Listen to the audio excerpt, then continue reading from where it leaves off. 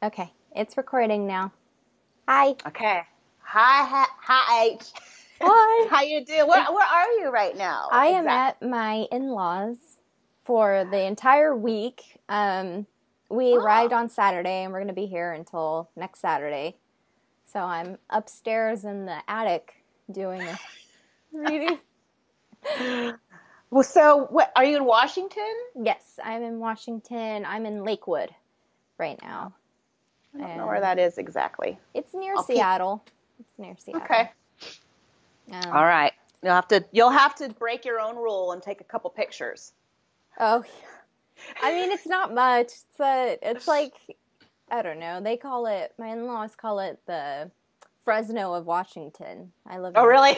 California. Okay. So I'm like, it's the same thing except water. Yeah. Right. That's funny. Except, and I it's know not on Fresno. fire. It's not on fire. So that's the same thing. Right. It's on rain. Is it raining there or no? Yeah, it's raining. It's always raining. That's why it's not on fire. Yeah, that's why it's not on fire. Okay, so I wasn't even sure what we were going to do until like 3 minutes ago. I still don't know. I just know who's here. We'll just let it go where it needs to go. Because it's Okay. Native American Heritage Month, and also because of Thanksgiving, it was Carrie's idea to have us channel my ancestors. For people that don't know, I have a very strong Native American background. I am Native American, and I belong to how many tribes? Like 4 different tribes, but my mother tribe is the Hiaki tribe. That's how you really pronounce it. Um, I won't get that. Hiaki, but people call it Yaqui, but that's the name of our language and not our tribe. Ah, okay. You'll notice that that's been done to a lot of tribes. They just change their names because it's easier to pronounce it something else. So I have my great grandparents from my father's side here, and Okay. one of them, his name is Grandpa Cayetano, and he was a healer in our tribe. He was you could call him a medicine man. He knew all kinds of cool tricks and healings that he passed down to my father. And we'll talk about that too. And we also have his wife, which is my great grandma Mamito, and she guides over me. She likes to braid my hair, and some people will call it downloads. She'll put downloads and by braiding them into my hair. Oh, that's beautiful. And then on my mother's side, my mom's so funny. She's like, 3% Cherokee? She's the whitest woman you will ever meet. With blonde hair, blue eyes. She's so proud of her native, like her 3% native. And it's claiming that. Yeah, I know. She's claiming it. I think we always poke fun at her. But, I mean, it's not wrong with being, a certain percentage or anything. It's not about that. It's just... It's still kind of cute. It's cute. I'm like, okay, Mom. And it's kind of a pet peeve. I don't know about other natives, but for me, it's kind of a pet peeve when someone says, well, I'm from so-and-so tribe, but they only want to claim the tribe. They don't participate in the culture at all. They don't help give to the Native American community or help in any way. They just want to claim it and not help or live by any of the culture that they claim to be. That's when why does that bother you? Because I'll tell you that I have European ancestry, but I don't honor it at all. Right. I don't know. It's okay to just say like, yeah, somewhere down the line, but don't try and wave it around like a flag, like it's some kind of novelty. I'm some kind of European nut. Yeah. I mean, I'm like, there's nothing wrong with being, whatever, but. Yeah, I hear what you're saying about that. I get that. Because people want to, it's just in the spiritual community mainly. They try and, I guess, and my grandpa wants to talk about that too. And I guess that'd be an interesting topic. But also, I know that you did on the Shiny Show, you guys channeled Crazy Horse. Crazy Horse. And you guys had to take it down because people were offended that neither of you were Native. No, it wasn't that. It was because they just felt it was disrespectful to channel his spirit in that way. They're like, you can't do that. I don't really know what it was. There was a few complaints, and my grandpa just said if his spirit showed up, then it wasn't disrespectful. Because if he didn't want to be channeled, then he would not have shown up. Yeah, and I asked him too, because, and this is kind of interesting to me because, you know, he has somewhere like Mount Rushmore, he has his image carved in a giant mountain somewhere. And I asked him how he felt about that. I said, are you honored by it? Which, by the way, I don't think it's finished. I said, are you honored by that? And he goes, well, yes and no.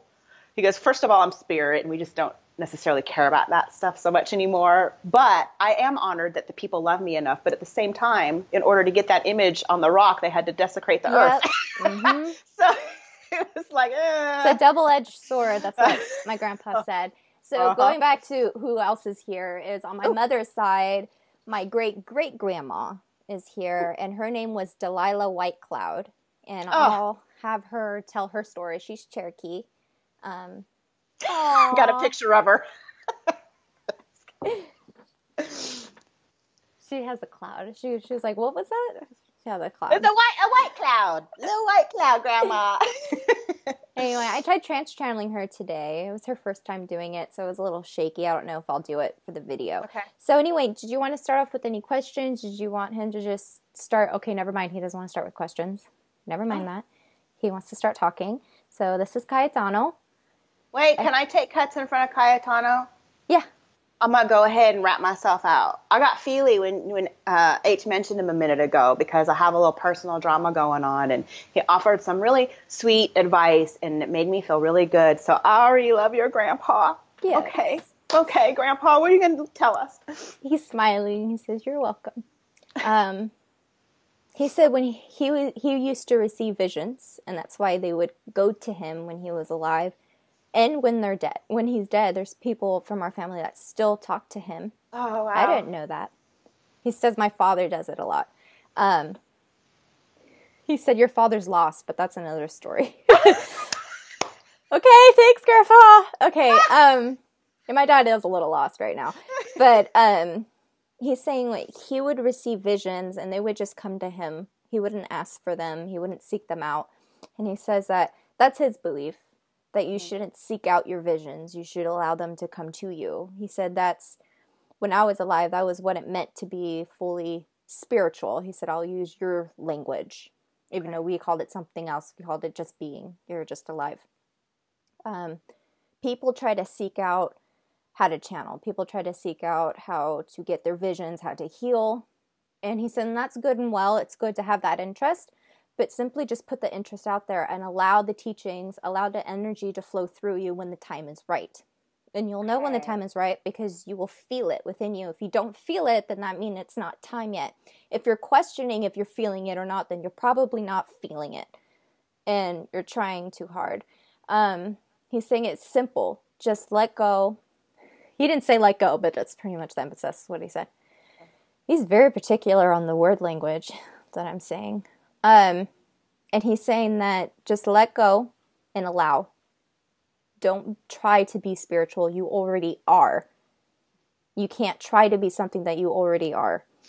And people trying to say, this is how you reach spiritual enlightenment. There are no levels. He's not saying there's no levels. There's no end point to being spiritual. You're already there. It's simply just allowing it to happen by being open to it. And everyone's different in their gifts and their abilities. So don't compare yourself. Don't try to be like someone else because then you will rob yourself of your own special gift that you could have given others and yourself. He said that's his advice for the spiritual community. He said that he's very judgy for his spirit. I love him. He's going to come up a little strong. That's just how he is. But he says that he's tough when he needs to be, and right now he needs to be tough. He's saying that marveling in Native American culture is fine, but be respectful about it. Don't treat us like we're all the same because we are not. He says that you'll post pictures of us, a general Native Indigenous person, and put a quote about loving the earth. He said that, yes, we all agree that you should love the earth, but he's saying that we were our own individuals. We were our own people. You would not do the same with your Europeans and say that they all believed in the same things. They're their own countries. Each tribe is essentially their own country. They had their own culture. And to lump us all together is very disrespectful and robs us of who we were even further. It waters us down. And he's saying that it's okay to love and appreciate us. He said, but he's saying that there's a certain point where the love and appreciation has turned into worshiping. And you're no longer seeing us for who we were, but who you want us to be. Okay. But he said that that's all I have to say about that. He said his piece. He's quiet now. And he's waiting for you. Well, okay, I got questions about that then. And I don't necessarily mean to be controversial when I ask these questions. I'm just trying to get information. So you say that what you just described, and we just throw generalizations out there for all Native cultures, that's disrespectful. Well, I'm going to go back to Crazy Horse. As a spirit, are you like in both places though? Are you like representing Natives and like, do you not care at the same time, I guess is what I'm trying to say. He's saying spirit's much different than you perceive it to be. And this is not to say that, and I'm just putting this is not what he's saying. This is what I'm saying. Okay. Just because, actually, I'll have him say it first and then I'll explain. He said that he chooses to stay on Earth for a little bit. Okay. It's like he's half in spirit and half not. He's saying he's in both at the same time, but he has to be. It's like Eric. It's not that he's an earthbound spirit and he's dense or whatever, but he has to stay human. He's relatable to us. Right. And my grandfather does this so that he can help his family, the future generations to come, to help guide them until they're ready. Okay. And it says it makes it easier for him to come to us when he is still that way. So he's not, he still has somewhat of an ego chest, but just because he chooses to. He chooses to tap into that ego he had when he was alive.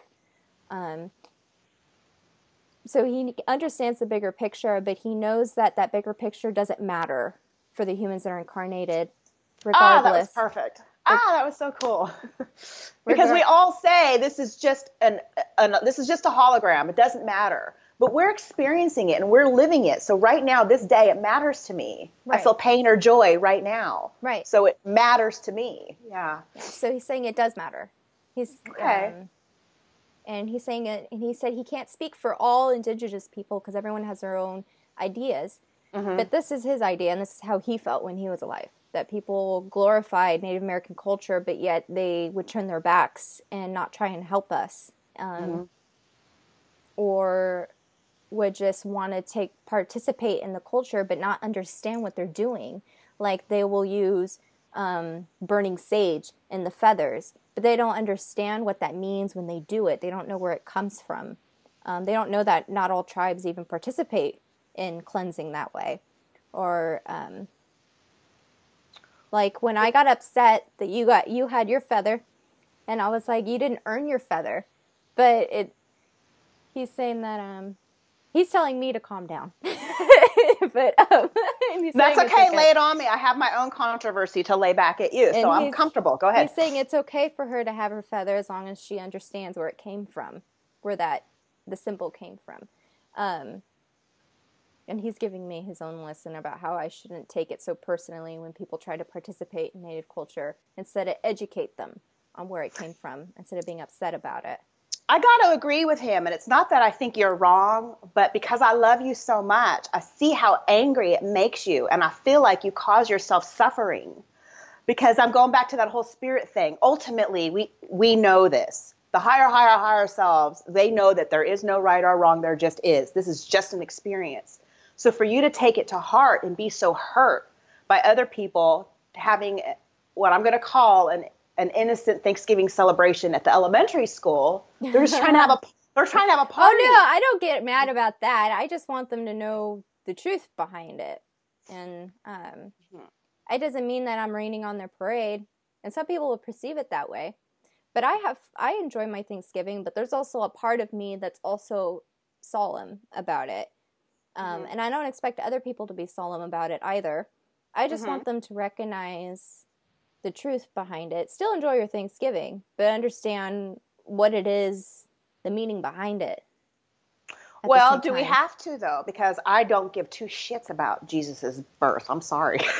Christmas has nothing to do with Jesus to me. It has to do with family celebrations. Right. So but you could still recognize it. I might be, You could still recognize it that for some people it's this way. But then you don't have to. They're welcome to have it. Yeah. Yeah, you don't have to, like, I don't know. I'm not But I expecting don't honor people, it in that way. Right. So. You don't have to honor it that way. Just like some people don't have to honor Thanksgiving in the same way that I do. I'm not trying to tell people that they need to honor Thanksgiving a certain way. I'm just saying that, you know, just take a split second just to recognize where it came from and what it really means. And then just, you know, keep eating your turkey and having a good all time. You know? Just right. Have another glass of wine. Right. You could, like, appreciate Christmas and the gifts and the family and everything, but know that, you know, where it stemmed from, but also understand that really Jesus wasn't even born on Christmas. It's a lot of the things we do on Christmas are stemmed from paganism. I know, yeah. But I recognize that as well. It doesn't mean I'm going to, you know, be negative about it. Just recognize it and move on. Yeah, me too. Because I will still go to a church service on Christmas, and I will appreciate the beauty and that other people are enjoying celebrating Jesus. It's not my thing, but I'm going to let them have theirs because it feels good to them. So no judging. Yeah, no, I'm not judging. I'm not being hey, you guys have to be sad on this day. I'm like, no, it's just. Well, let me ask you something else that's a little bit personal for you too. And maybe this is just terminology, but you said something about mourning your ancestors. This is a time to mourn our ancestors. Grandpa, is mourning you guys something that you enjoy? He said it's not necessarily in the morning, but paying your respects. Okay, and so that's maybe what that's we're really doing. Yeah, so that's what you're truly doing when you're mourning us. You're saying a prayer to us and thanking us and giving us love and strength, much like you would do to anyone who had been hurt in their past. It helps our spirits today. And, okay.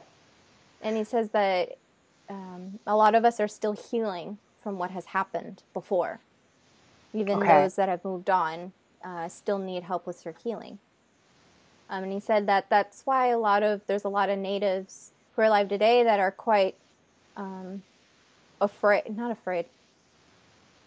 angry, hurt, because what happens to their family is embedded in their DNA. It's embedded in them. And they may have had a life previous as somebody he said anguished.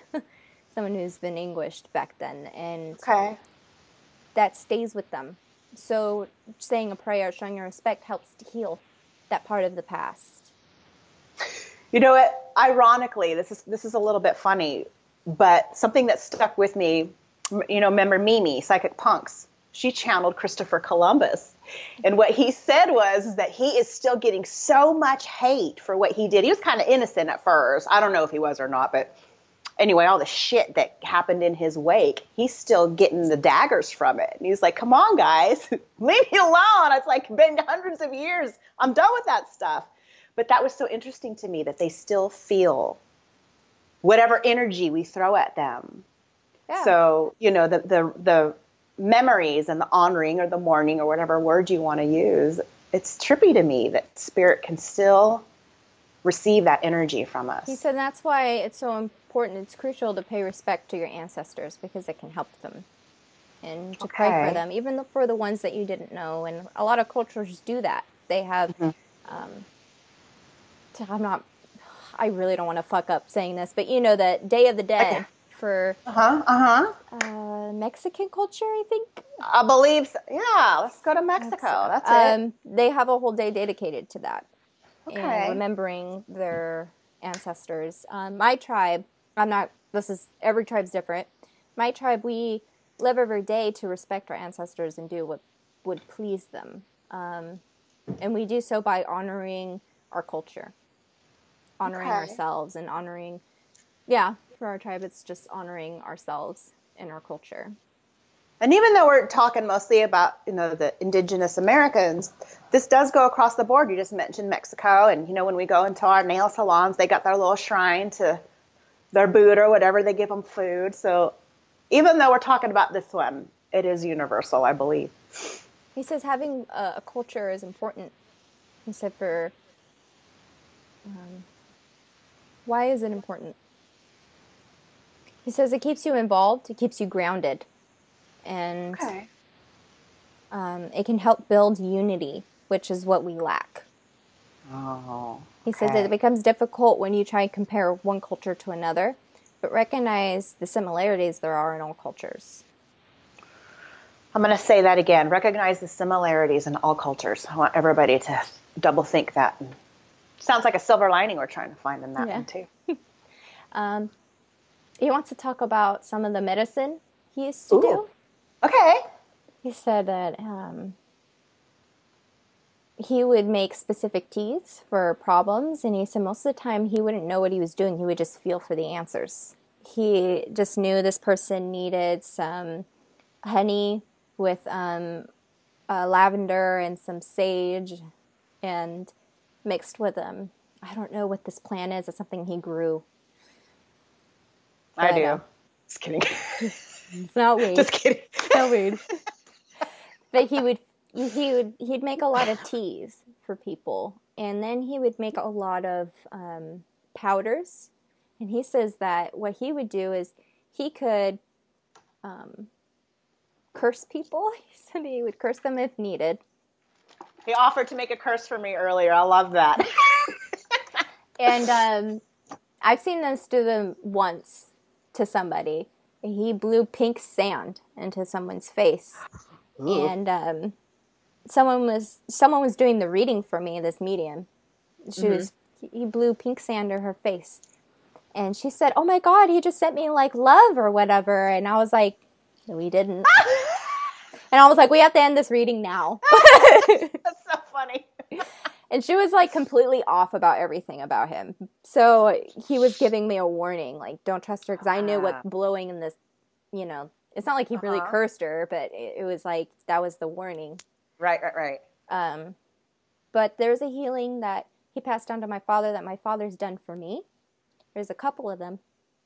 One of them is a healing that only my tribe knows. And it's with a chanting that it's almost like light. It's kind of similar to light language. Okay. It just comes from within, but it's very specific. At the same time, it's kind of like an actual language within our tribe. It's not just somebody randomly doing light language and then, know how everybody's sounds different. No, this is going to be consecutive with everybody. It involves the burning of sage, but a specific type of sage. There's different kinds. And you have to pick it yourself. You can't go buy the sage. You have to grow it. And we have holy dirt as well that's used. Now, holy dirt is, I don't know where you get this, but my dad has a jar of it. And my tribe is a mixture of the Catholic faith with Native American culture. So we're very different than other cultures are. And my grandpa just said we mix the white man with our beliefs. He said that's one way you can choose to love, forgive. He can say that the Hiaki people loved and forgave what had happened to them by incorporating their beliefs with ours. Although they kept betraying us. But so I had the dirt poured on me, and my dad did sign of the cross, of course, with the dirt on across my torso and on my forehead. And he was doing this chanting, and I can't even do it because my grandpa just said, "You're not called to do it yet." And then he smoked the sage all around me, and then he had me stand up and go outside, and he did the symbols all across me with the sage, the smoke. It was crazy, and it was when I was going through like we call in the spiritual community like the dark part of your soul, going through the mutating. Yeah, I was just mutating really bad. I was really fucked up in the head, and it took about an hour to do the whole thing. and I was shaking. Like, my whole body was shaking, and I wasn't cold or anything. It was just, like, vibrating. It was crazy. Grandpa, why was she vibrating? It's the energy of, and I was seeing all my ancestors surrounding me at the same time. I'd never had that before.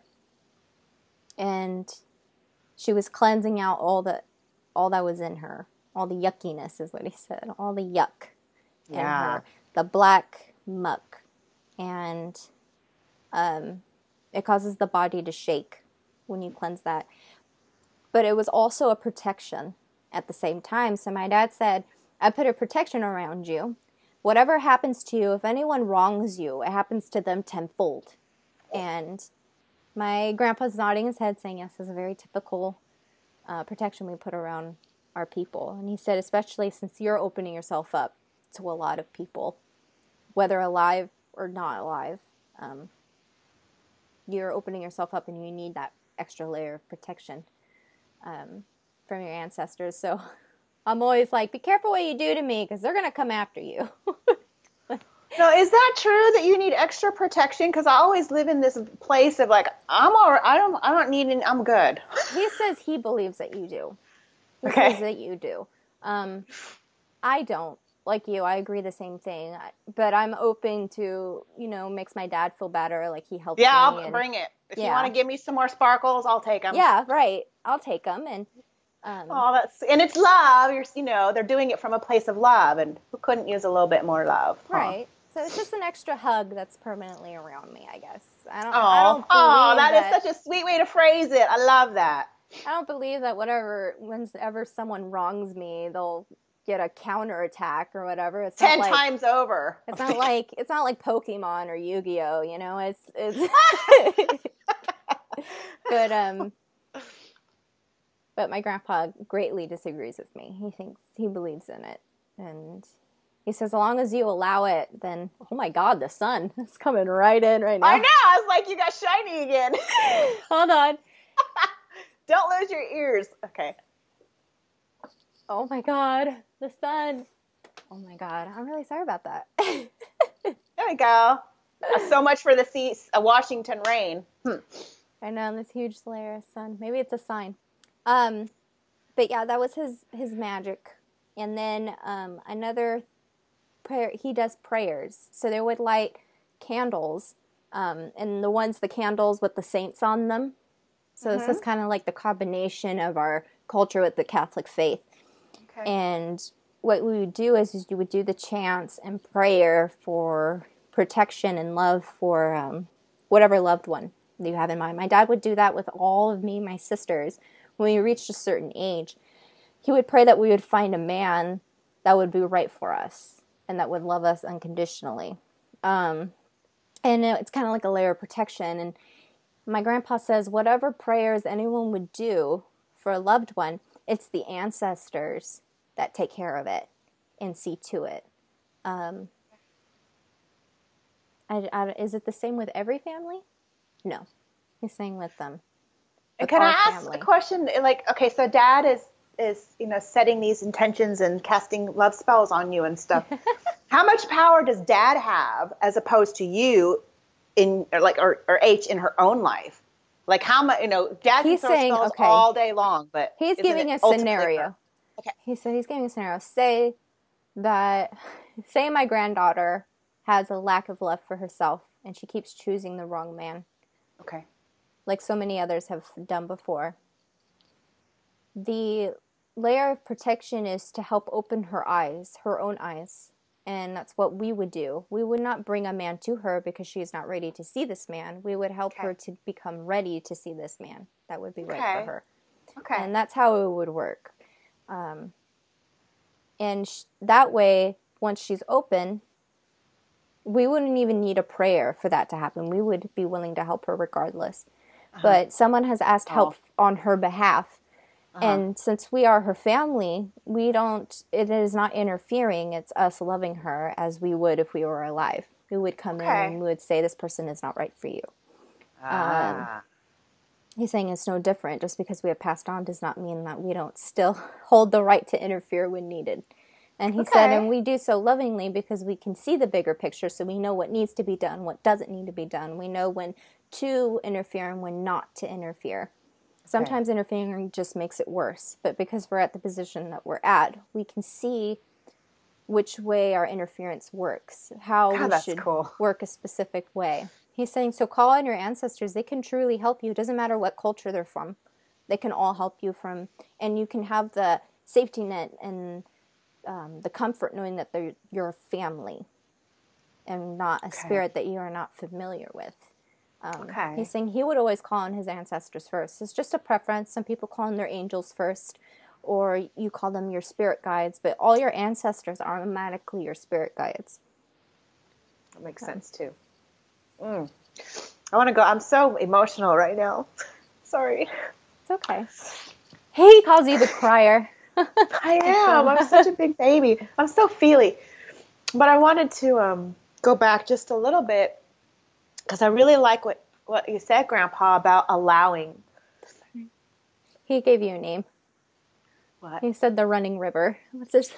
Your eye. Carry running river Mena. I love it. But, you know, so many of us are trying so hard to channel, and I'm like, I just got a little bit scared for trying too hard to heal rather than allowing it to happen. So that was such good advice. We're all told, you know, I get told by Eric, you're already channeling. You're the only one that's in your way and all that kind of stuff. But I like Grandpa's perspective of it'll happen when it's going to happen. Right. Allow you're it. already, so damn hard. He said, you're already spiritual. It'll happen when it's ready to happen. Just know that that's something you want, but don't. He's saying it's not to strive for it. The want is already you striving for it. And be open to it, allowing to happen. Just the intention. Set the intention. Because a lot without of people, the pressure. Right. A lot of people who want to channel just are simply not ready to channel yet. They're not in the right headspace. You need to be in the right frame of mind to channel. Okay. And even when you've successfully channeled, not all the time will you be ready to do so. Sometimes you need to take breaks. Yeah. I'm not picking on you, Heather, I promise, but you're so young. You were ready to channel like a long time ago. I got to wait till I'm in my 50s. I take my breaks, though. Not all the time am I capable. That's true. And my grandma Momito is here. And Hi, she's Grandma. such a loving woman. And she's so quiet about it. And she's offering... okay, I'll say that in a second. She said she's offering her help to anyone who needs it. She's really good at helping you with downloads. And this is for anyone who's watching. And she'll braid your hair. So if you feel tingling in your hair or like something's gently tugging on your hair, not hurtful, that's her. Grandma, come do my hair tonight. I'm going to wait for her. And she said that it's open to anyone, but she's still going to choose on who she wants to do it with.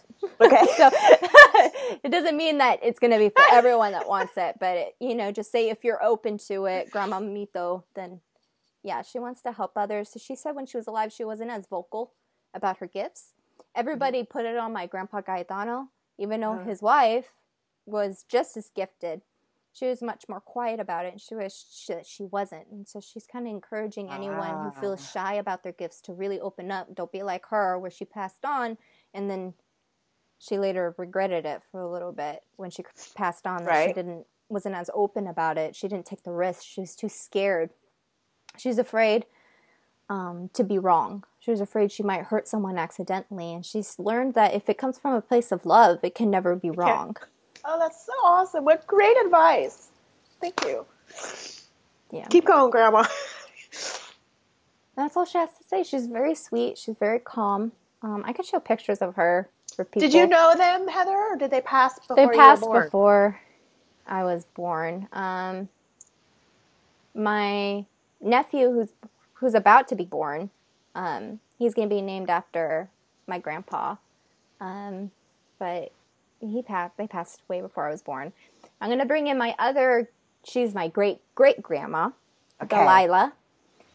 And she's wearing her wedding dress that she wore, which was a traditional Cherokee ceremonial dress. And I don't know much about the Cherokee tribe. So, she said that she just wants to tell her story. Okay. Is this your mom's grandma now? Yeah, my mom's. Okay. This is my mom's side. Okay. She was kidnapped at a young age and adopted by a man, a white man named, I forget his name, but Reynolds. And she said that she was forced to be raised by them. She had been, at the time, she was born in like the 1800s, so this is during like the Old West. And she said that a lot of Native American children were kidnapped and forced to be raised by white people because they thought it was a novelty thing. Oh, a lot of them thought it was horrible. It's kind of like getting a pet that's a certain breed. Monkey. Right. Sometimes, though, not in all cases, sometimes Native tribes would trade for peace and things like that. Each tribe's different, but for her case, she was kidnapped from her parents, and this couple thought they could raise her better than within her own tribe, and that was her case. This is her story. She said all cases are different, and she said that she married a white man, and they had 5 kids together. She said that she didn't really want to marry him. It was something her parents forced on her. She always knew she was different. And the man who married her, what was he like? Said he was a good man, but he married me for his own benefit and not for love. Right. She said, I don't think I was ever capable of being in a relationship with love because I've never really had that. My parents loved me to a certain extent, but they always treated me kind of differently because I was different. I was a different color. And it was more like they wanted me for their gain. It was like I was some kind of commodity. I was more of a value, like a dollar to them. And they could get what they wanted from me. And so it was the same thing for her husband. There was love, but it's not like what a traditional marriage would be like. I had to have liked him to a certain extent. And he had to have liked me to a certain extent. But it wasn't like our relationship was based on love. Mm-hmm. It was founded on trade. Wow. You know, I'll let you marry my daughter who's Native American. She's Native Indian. But she's civilized. Right. She's one of the civil ones. Right. Not a savage. Well, Grandma, I would like to know, because we all know that we come into this like choosing these circumstances, and we're here listening to how kind of tragic your life was. But I know on one level you chose it. So what were the lessons you hoped to learn, and did you? She said, she goes like this, and she says, bridging gaps. The children I had with the man, although it wasn't that he abused me, he wasn't cruel to me in any way. It's no different than a marriage that would happen between 2 white people who married each other for wealth. Okay. So it wasn't that he was cruel towards me. You shouldn't be angry at him or even at my parents because they took good care of me. It wasn't that they had me sleep in a barn somewhere outside the house. They treated me as their equal child. It's just that they didn't have me in their own way. Right. She said that the children I had, some of them went off to marry white men or white women. Some of them married mixes. But it's the mixture of the races that really helped within our family of prejudice. And the people that they married helped outside that. The people exposed to them help with prejudice as well. They're saying, oh, this person married a native, and this person had a mixed child. That's, it gets them thinking.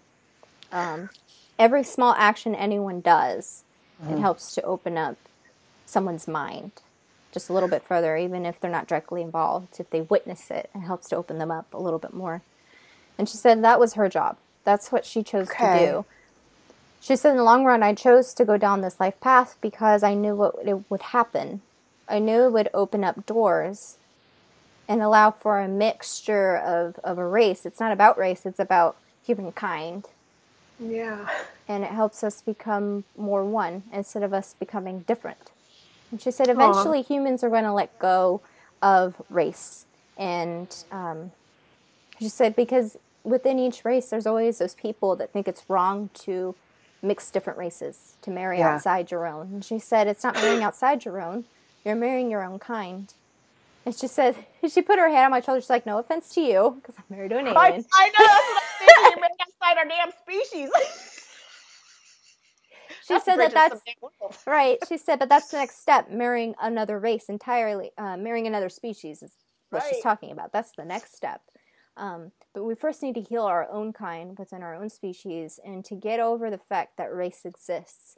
People still, even though they say they're not racist, but they still see race. And now it's about not seeing race at all. And she's saying, and that's not to be disrespectful towards people of another color, because they're not being disrespectful towards them. They're not being disrespectful towards Caucasians. We'll say Caucasians. I don't want to say white anymore. It sounds bad. And she's saying that it's just about accepting all. And eventually we get to the point that we just don't see the race anymore. It doesn't matter anymore. And she's saying that even though that your heart's in the right place when you're trying to point out someone's being racist, you're further perpetuating it. And and she's saying some people are going to ask, well, then how can you do that? How can you point out someone's being racist? She's saying recognize it, but don't put too much emphasis on it. Don't put too much energy towards it, because there's so much hate around people who are, she's saying, the white hats, the KKK. KKK. She said the white caps. She said the white caps. I don't like them. She said there was a time when that was all anyone would talk about, but you're putting more energy towards it, and that's perpetuating it. She's saying, yes, it's not. She's saying it's wrong. She's saying it's not right to hate another soul purely based on the skin they were born with. Mm-hmm. But at the same time, perpetuating it is leading it to further happen more, because these people are getting the attention they wanted, that they were craving for. You're giving them exactly what you wanted, what they wanted, and you're furthering, pointing out that they were right. That because somebody will act angrily, and then people will attack other people, and they'll say, see, this is what happens. It's because of colored people and Bob, how. It's definitely the law of attraction, because whatever you focus on, you attract. So if we keep focusing on all the shit, we're going to grow the shit. Right. She said there's a fine line between being respectful and not perpetuating further hate. And humans have yet to find that line. They don't even know if it exists. But because they don't know it exists, it means they're not ready to find it yet. Okay. And it's not time. She's saying, she's going like this. And she's saying humans are like pendulum swings. They have to swing drastically one way and then the other. And then they'll, again, one way and then the other. But it'll slowly get less dramatic and then it'll find the middle ground. She said, you have yet to find the middle ground, but you will get there. Okay. So what's the difference between like not seeing a difference and honoring differences, I guess? She said that's where you are right now. That's what you're learning. And she said that eventually you'll not honor it at all, because it's not something to honor, because you'll come to a point where everything is just one. There is no different races. There is no different skin color. It doesn't matter. So you don't have to respect it or honor it. Because it doesn't exist. Right. Okay. That's cool. And then she says, and I'm getting nervous about this whole interview because I'm afraid it's going to upset someone. No, I think you're doing okay, because all of our viewers, they're on board with this, and they understand that you are channeling a message, and that, and I'm just going to say that it doesn't reflect who I am and my beliefs at all. And also, spirit has their own filters too. So whoever's watching this, you do not have to agree. You just don't. We're not saying that we are right. We never have. These are just opinions of people and spirit. Yeah. This does not reflect who I am.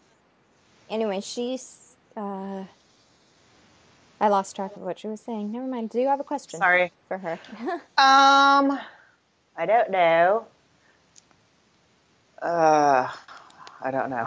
You don't know. Okay. I derailed us both. Sorry. Okay. Someone's coming in. I think it's my grandpa again. He's saying that originally this chat, the reason why I didn't want to do this chat originally, this interview, was because we were going to focus solely on Native American culture. At least I was. That's what I was going in. And he said, I didn't want to focus on that because it's not about us. It's about everybody. He said our people, and when he says our people, he means our tribe. Okay. And he says not our tribe, but our family. Okay. He says that we believed in everybody being equal. Everyone is born equal. Everyone's the same. And you invite people into your families. And you have to, instead of thinking of, if you have to think of someone who is not your own, another human who is not within your culture, not within your family, inviting them into your family and expanding that family. You know how you have close family friends? He says, be close family friends with the rest of humanity. Think as everyone as that close family friend. And he said, and this will help humanity greatly if we were to just reach out and include everyone in our families. Because essentially everyone is family. And he said, and that's why I didn't want to do this interview, because I didn't want to focus on Native American culture, because it's not about us. It's about everybody. We are part of everyone. We're not special just because we've been treated wrongly. We shouldn't be treated any specially. He said that, to me, would not be why I had died. That would not be why my parents and my parents' parents had died. They did not want to die to be remembered that way. They wanted to be remembered as who they were, and not what they died of and what they were victims of. He said, because he says, I am no victim. And I love that. He said, I'm not a product of my society, not anymore. And how you would respect me is by just letting me in and allowing me to be in your life in whatever way suits you best. And that's how you honor your ancestors. And he's saying that the mourning and the prayers, they come from the right place. And he's saying they're not wrong, and he's not saying to stop that. And he's not saying to stop recognizing Thanksgiving as it is or any other holiday. He's saying to do what fits right to you and to say your prayers to your ancestors when you feel that you must, when you feel it is right. Instead of thinking, he said to him, whenever anyone prays to him or asks him for guidance on a Thanksgiving, he would take it as them wanting to communicate. And if it takes a Thanksgiving to make that happen, then so be it. And that's how he sees it. Again, that's him that sees it that way. That's not. Okay. I like everyone. his. I'll take his. I like his. I like it. Can I ask a question? Yes. Okay. Now this is a little bit personal and a little bit fun. I'm derailing a little bit, but I want to ask your grandpa. And you're already born into a Native family, so even though you're not like a regular old American white girl, you also have that Native stuff. Yeah, but I don't. However, I'm very drawn to that culture too, and I'm wondering if either of us, H or I, have experienced a life in which we were like neck deep in like 100-year-old Native culture or something. He said yes, absolutely, and he's saying for a lot of people, they feel that they've had lives as a Native American. And if they feel that way, then absolutely that's true, and there's nothing wrong with diving into that life that you once were. And he said, but know that you live in the present at the same time. Okay. And he says that we have no problem with you participating in our culture. It's not wrong. Just be respectful about it. Know that when you participate in our culture, which culture you're participating in, which tribe are you participating in. He said, look up any local tribes within your area and study their culture. And he says that that's it. That's all he's saying. You're saying to just be respectful by studying the different cultures because they're all vastly different. Okay. I know. We really do just lump them all together. Put a headband with a feather. Right. There you go. My tribe doesn't wear those things. So no, they all do. Apparently they all do. They all do. We go to kindergarten, you'll learn. We wear headbands, but it's made out of leather, and we don't have feathers attached to them, and we don't wear headdresses. We only wear them during ceremonies, like dances, during our deer dance. It's called the deer dance. but we don't really have, and our headdresses don't look like the headdresses you would think. They look vastly different, and it's just our clothing looks different. They're not made out of that pure leather stuff. It's just got a little Gucci. Just kidding. I don't know where that came from. Yeah. I don't know anything about brands. But okay. Yeah, our clothing and our houses are made out of adobe and not teepees. Where are you? Are they in? I mean, is your like main thing in like New Mexico, Arizona? Where are you? Yeah, we're in New Mexico, Arizona, and Mexico area. We're all in that area. Mexico didn't have a border. Mexico didn't even exist, so we're just in that general area. Okay. Yeah, and then also, I'm also Chumash, and I'm Pueblo, too. I'm from those two different tribes, and then I'm Cherokee on top of it. So I've been to your casino, I think. I'm just kidding. The Chumash. It's out by Neverland Ranch. I've been there, too. Not really. I've driven by it. What else would he saying? Yeah, so you could participate in the cultures, he said. Also, other people being heavily involved in Native cultures because they're learning to become back to the earth. They're learning to become, and what he means by that is being grounded again and learning to take care of the planet. He says it's true, a lot of natives, how we lived was to love the planet and take care of it. Some tribes weren't necessarily the best at taking care of the planet. Some of us had our own ideas on what would be best. But it was just because how we lived, because we needed to use every resource around us. We didn't have a lot of resources. So that's why we'd use every part of the animal. Or we would come up with innovative ways that could save the tree and still use its bark. Because if that tree were to die, we would lose that resource. So it was more about a survival thing. And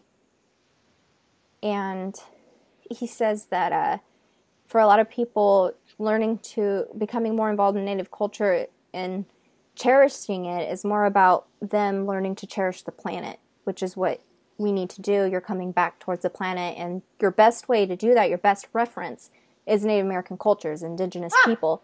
Not just Native Americans, but any Indigenous people. Right. That live off that land. They know. Right. They know, and that's your way of calling back to those simpler times because you need to revert back to it. It's now time. We're on that. Yep, we're getting centered. Right. So then you'll eventually come to a point where you'll be able to live in a modern time and have all the technologies you have, but in a safe, productive way for the planet to survive and thrive on. Plastic-free environment. Yes, or plastic that can decompose quickly. Right, biodegrade, yep. It'll happen. They'll allow us to get there. So he's saying, so for any natives that are watching this, if you get upset, and this is for me too. This is him, and he's kind of lecturing me right now. He's saying, all right, I'm getting lectured this whole time. I've been getting lectured. He says, if you're getting upset, think about the bigger picture. It helps remember to look at how it fits the whole and not just yourself. Because you're looking at how it's affecting just you and not everyone else. Okay. So what you need to do is to think about how them becoming more involved in our culture is helping them learn. And it's not us losing our individuality. It's not us being lost in history, because they will always respect us as long as they're always loving the planet and the earth and themselves as humanity. We will never be lost. Okay. No culture will ever be lost as long as humanity exists and lives with it, with unity. He said not all native tribes even got along. Some people said that we never fought, we're always peaceful. No, we went to war with each other too. They're still human. Right. They may be indigenous, but they still got that human shit going on. Right. We went to war and we had our allies as well. Which I knew that for a fact. I know my tribe's been at war a few times with other tribes and vice versa. Well, this is such an interesting one. I'm so grateful to have this interview. I love what we do, but we're kind of limited. We do space and we do Volti. So I really loved, and I am drawn to the Native culture, and I love even more that it was personal, that it was your family. And I got lectured the whole time. Yeah, you got big trouble. That was a little bit fun for me. Not that I wouldn't get in trouble, but it was a little bit fun. You know why it was fun is that I wasn't getting in trouble. Yeah. It's like when you see your brother or sister get spanked and you're just laughing. Right. He's saying you're not in trouble. He's saying you're not in trouble. You just get too caught up.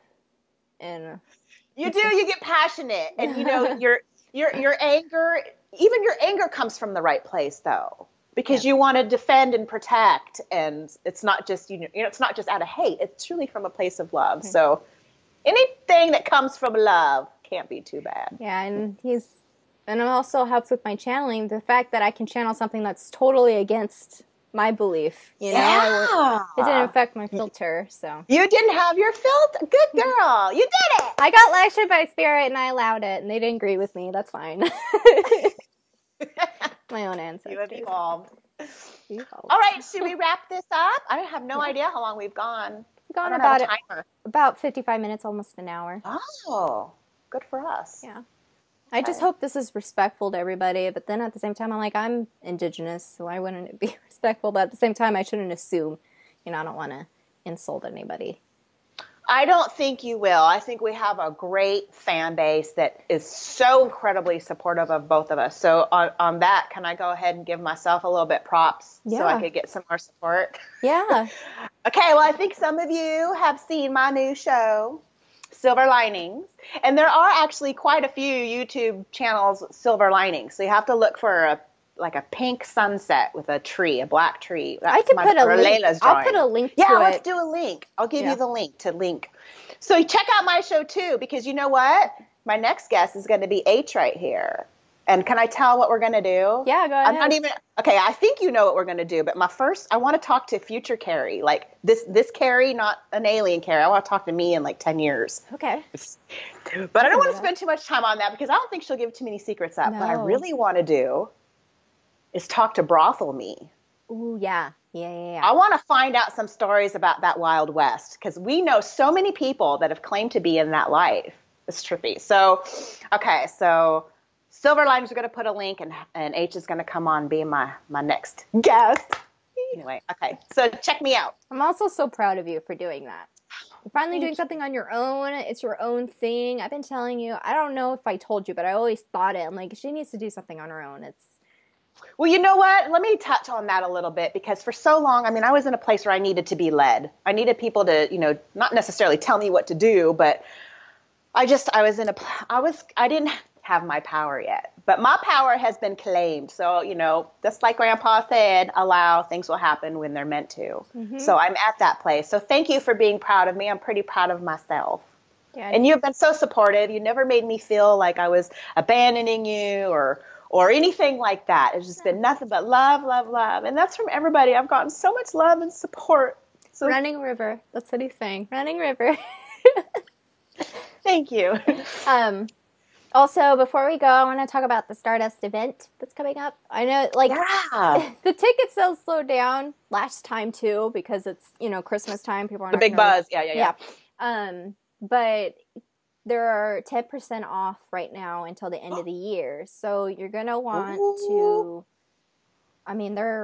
the tickets cost as much as they do because it covers for 3 days of events plus food for you guys. So it's, It's so much fun, too. Many people that come to these things came the year before. That's how much fun they are. It's like, I would say it's like, 65% repeats many times, maybe even more. So that's how fun they are. People pony up to come back. It's that fun. Yes. All right, so go ahead. So buy, a ticket. We only have limited space. We're about half full already. We're only allowing 30 people. We're already at 15.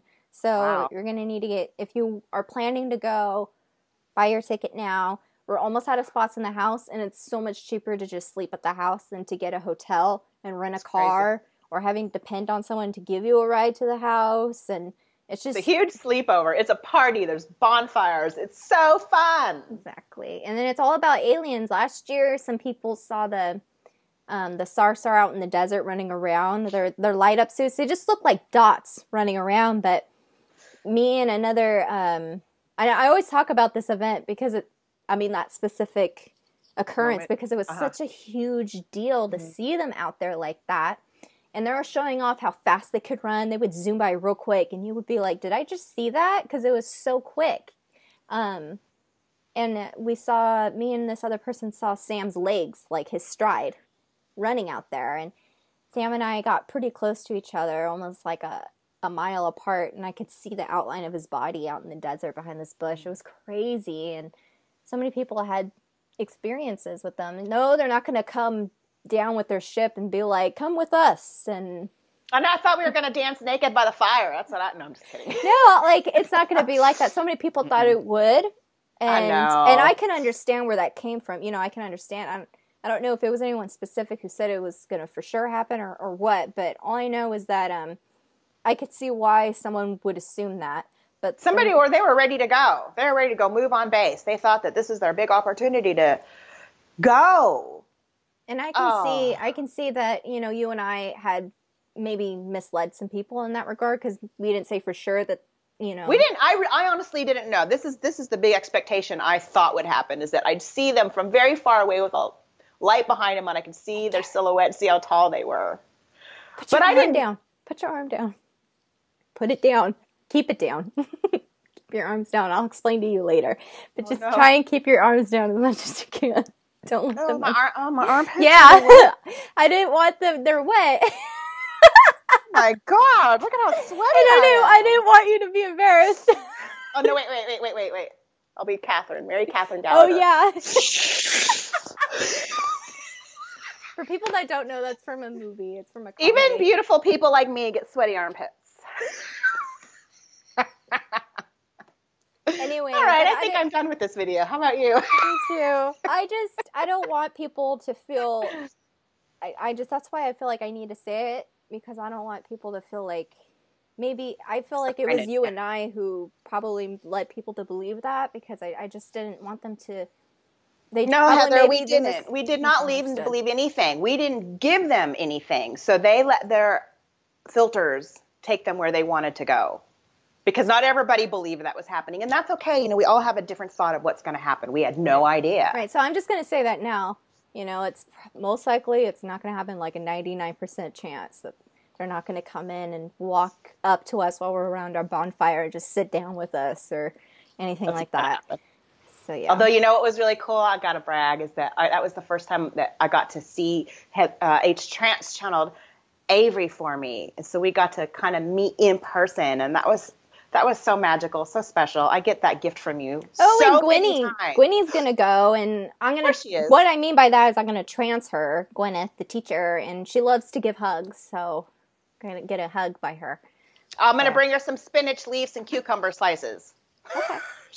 Yeah. She loves that? She didn't care for the pizza, the pepperoni, the Coke. Nope. She's a rabbit. Eats rabbit food. All right. Well, I got to go because we're planning on going to the zoo today. So. Oh, that sounds fun. I'm going to go put some more deodorant on. Oh, sorry. All right. I love you so much. Thank you for cheering me up today. And I'm going to thank your grandpa for his message. I'm going to take it to heart, and I do feel much better. I will be patient and allow. Okay. Good. All right. Okay. I love you. I love you too. I love you so much. I'll talk to you later. Bye. Bye.